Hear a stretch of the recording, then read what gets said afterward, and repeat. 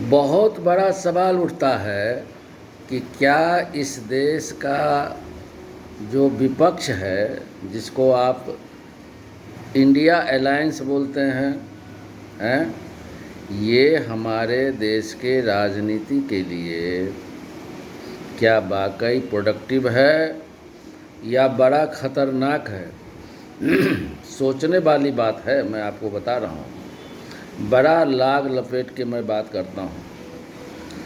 ये जो मैं आपसे पहले भी बता चुका हूँ कि ये जो विरासत वाली राजनीति लेकर के जो लोग चल रहे हैं, जिसमें आरजेडी है, समाजवादी पार्टी है और कांग्रेस है, यही शुरुआती दौर से चल रही है। तो ये जो विरासत वाली जो राजनीति लेकर चलने वाले लोग हैं, तो इनकी विरासत ही गुंडागर्दी के कोख से पैदा हुआ है।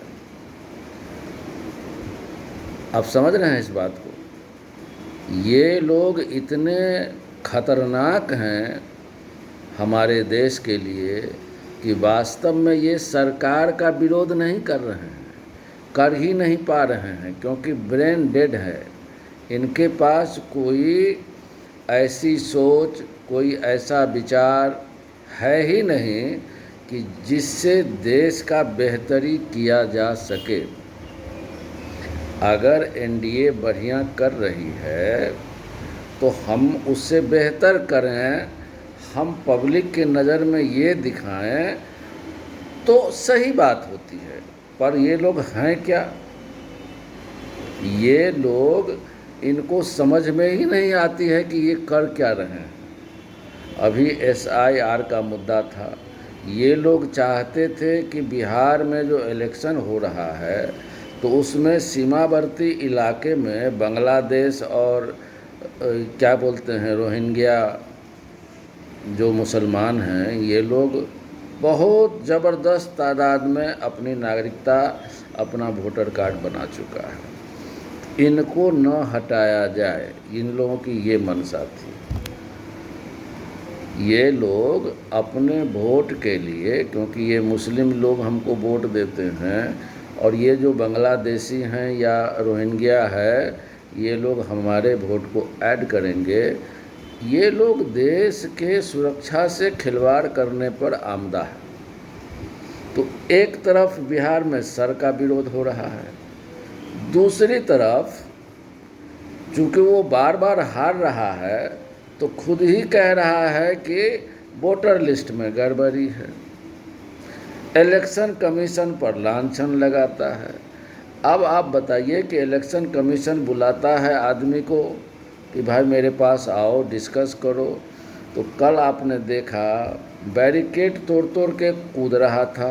30 आदमी को बुलाया, सारे के सारे जो है विपक्षी नेता कूद रहा था। तो ये लोग किसी गत का है ही नहीं। अभी डोनाल्ड ट्रंप जो हमारे ऊपर गुस्सा है, इसका एक कारण और होगा कि जैसे बार बार डोनाल्ड ट्रंप बोल रहा है कि मैं ही भारत पाकिस्तान का युद्ध रुकवाया, तो भाई तुम अपना लो न क्रेडिट।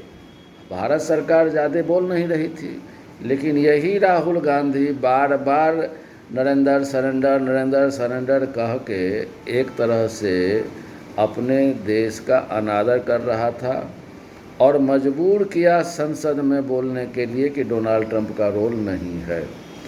इस तरीके से आप देश का नुकसान कर रहे हैं कि देश का भला कर रहे हैं। नरेंद्र मोदी का आप विरोध करिए, एनडीए का विरोध करिए, तो आपके पास कोई दिमागी ताकत ही नहीं है। आपके सारे नेता एक से बढ़कर एक क्रिमिनल माइंडेड लगते हैं और हैं ही।